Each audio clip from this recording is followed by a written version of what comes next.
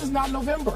We're in the middle of the playoffs, and you could see you could hear it in the tone of some of the post-game comments. So I expect, like last year we talked about this in Boston, I expected the champs to, one-time champs then, to play like champions, and they didn't become champions again. We saw this in Sacramento. We're seeing it again with the Lakers. And I think it says less about the opponent than it does about the Warriors, whatever motivates them. The Warriors lost their composure, in particular for a group that have won 4 championships together. And it showed me that them being terrible on the road in the regular season is going to probably end up leading to them getting bounced in the postseason. Steph Curry saved them in Game 7 and had 50 points. Remember, nobody else really showed up except Looney showed up on the boards. And the word foul kind of just stood out to me. Personal fouls, defensive 3-second fouls, flagrant fouls, technical fouls. And a team that normally finds its way to play with an 11-point. Last night, opening tip, strange game. After trailing by 11 points in the second quarter, the Lakers completely flipped the script in Game 3 and beat the Warriors by 30 to take a 2-1 lead in that series. It's tied for the largest win after trailing by at least 10 in the last 25 postseasons. And give it up for Anthony Davis. He had 25 points, but his defense may have made the biggest difference, disrupting passing lanes, 11 deflections, and the Warriors shot just 2 for 10 from the floor when contested by AD. So we asked, and he delivered. So, Stephen A., what did last night's game tell us about this series? What it told us is that the Los Angeles Lakers are going to send the reigning defending NBA champions home in these playoffs if they don't show up.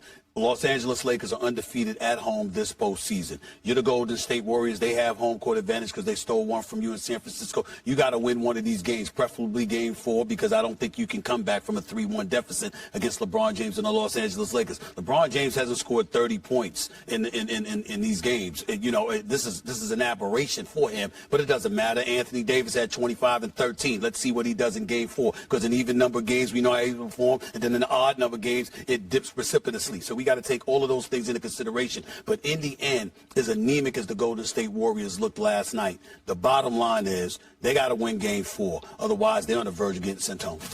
This is a pattern. I would call it disturbing, except they played their way out of it twice already. They did it last year in the finals. Golden State did. Golden State did. Yeah. Down 2-1, Game 4 in Boston. Boom. Up to this fraudulent billing of top 5 player in the league. No, it doesn't. But this is what he can give. And he's not going to be great every night. And he may not be great in Game 4. He was great in Game 3. He was the best player on the floor in Game 3. Yes. It does not forecast what is going to happen going forward. Yeah, it doesn't forecast it, Mike. Come on, bro. I mean, the man is averaging 27 and 17 on 55% one game, and then the next game is 13 and 10. That's who he is. No, he's not. Yes, he is. No, that's not true. Got years of it. That's not. No, he hasn't had years of it. He has not. No. Not that kind of precipitous drop off the next game. Since the bubble. Not that type of the precipitous drop off the next game. If the man set up there and averaged 27 and 17, and then, okay, I'm going to hit 20 and 20 points and 13, I'll be different. But that kind of flagrant drop-off? No. Anthony Davis, just like I told his peeps last night, he could do better than that. But that's why averages are deceiving, because you can go for 40 and 10 and an average is 30. I agree. Okay, But what I'm saying 25. is he hasn't had that kind of drop-off from game to game, though. But you know, one of the things about AD also, a lot of times he ultimately gets injured, so he isn't playing 20 to 25 consecutive games. Right. Now, since he's playing consecutive games, you get a chance to see the peaks and valleys. But what can the Warriors do to reclaim this and put themselves back in the series? You got to get Klay some opportunities for catch and shoot. Like, he's one of the best of all time doing that. But the Lakers forced him off the 3. He had 6 turnovers, the most he's ever had in a playoff game. And also, you got to get Anthony Davis working on defense. In particular, your bigs got to be productive. Draymond got to stay in the game. Looney got to be productive. Green got to knock down shots. Well, there's one other thing, though. Jordan Poole does get paid. I mean, last time I checked, he does actually receive a check, okay? He receives a check. He has a uniform. He's allowed to travel with the team. They're in the same hotel. Last time we checked, he was on this roster. Where the hell was he? I mean, the fact of the matter is that, you know, with Steph Curry and Klay Thompson, knowing the pressure that's on them and the load that they have to carry, one of the reasons you were comfortable giving Jordan Poole $140 million in the offseason is because you said, you know what, this brother can play, and he is the perfect dude to spell for them when we take them out.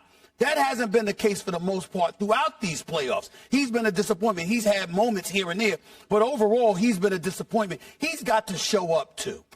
That's fair. He had 5 points last night. Wiggins. Meanwhile, let's bring the same energy, if we feel like it, to praising Anthony Davis that we brought in questioning him. Everyone in the world had a spotlight on him last night as they came home. That felt like a very big night for Anthony Davis. It was. He rose up on both ends of the floor. It was, and he did.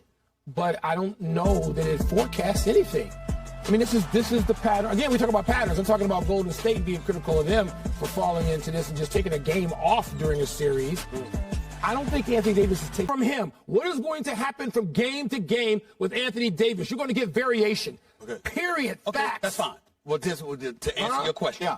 You talked about giving Anthony Davis praise. Are we ready to do that?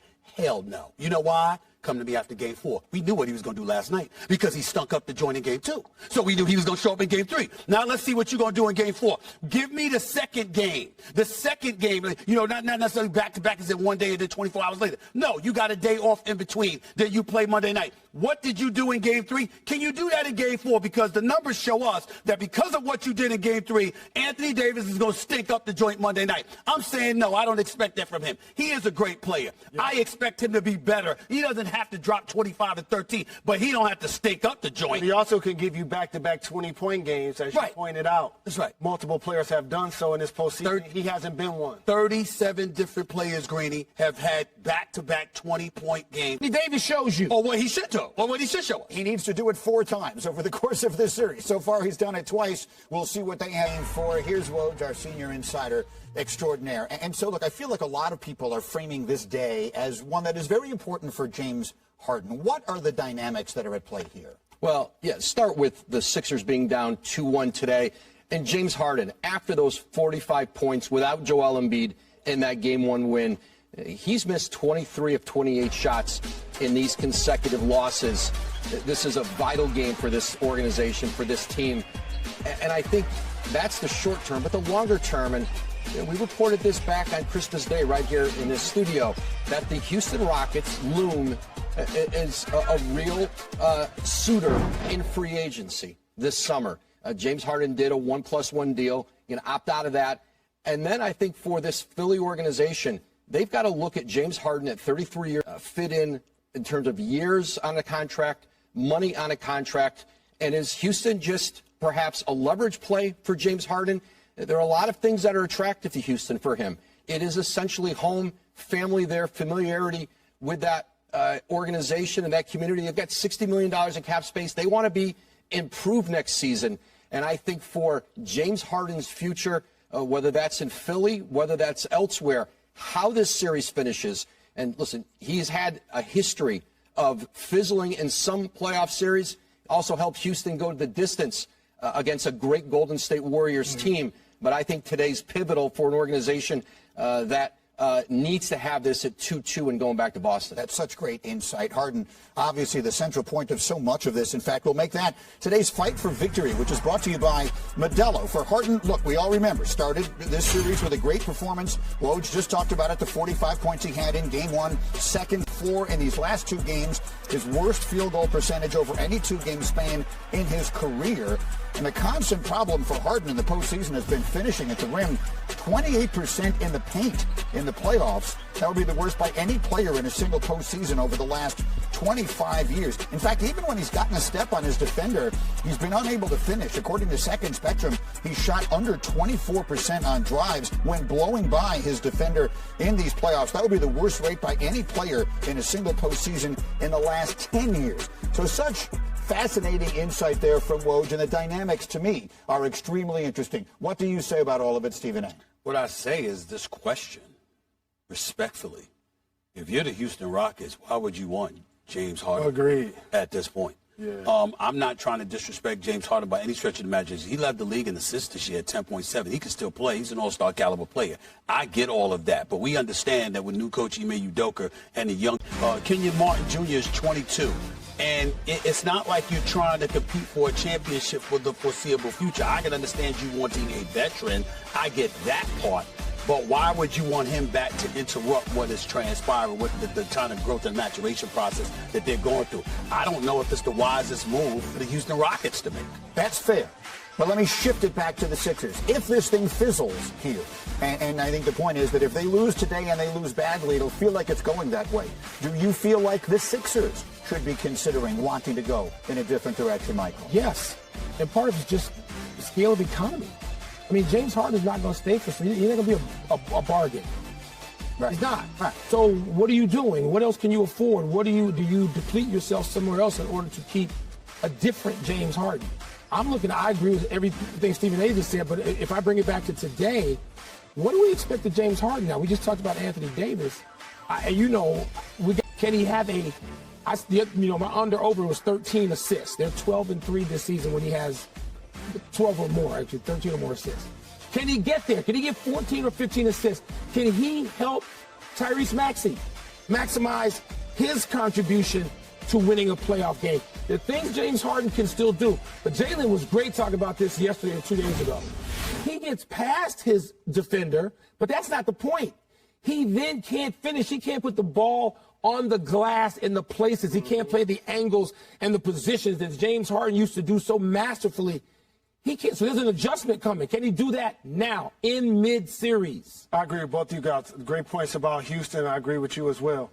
What's at stake for James Harden is a big deal because he didn't get it this offseason. And I don't think Houston is going to be the landing spot to actually get that deal done. And so it's a reinvention for a guy that's led the league in scoring multiple done. Now people are going to question if Doc Rivers is going to even keep his job as well. Well, so let's frame it all. Look, the series is on the line today. Realistically speaking, Sixers lose today and look bad. Very unlikely they come back from 3-1 down. Whatever this iteration of the Sixers is right now, Embiid, Harden, Doc, and company, is all of that on the line today? I think so, because I think that if they lose today, they lose the series, even though I had them losing the series to begin with. I think that if they lose this series, particularly in 5 games, Doc Rivers won't be the head coach of the 76ers next season. Let's just call it what it is. Wilbon and I have known him for years, along with Jalen. We love him. We wish him nothing but the best. Obviously, we feel to some degree it would be undeserved, but there is no question with the noise that I've heard emanating out of Philadelphia for months, Doc Rivers will not be the head coach of the 76ers next season if Boston sends them home in 5 games. The only people that are safe there is Embiid and Maxey. That's it. Nobody else is safe. This is the day for them. This is it. This is their whole part. Because if they had won Game 3 with all the emotion and everything apparently cresting, we'd be in a little bit different position today. Everything on the line today? Absolutely. And the Boston Celtics have done a great job of adjusting, switching Embiid, pick and rolls, guarding with whoever's on the floor, crowding him, making him a driver, swarming the ball, getting weak. Same thing, right? I mean, they get these situations. But last night was a little maybe more disturbing because they just didn't post.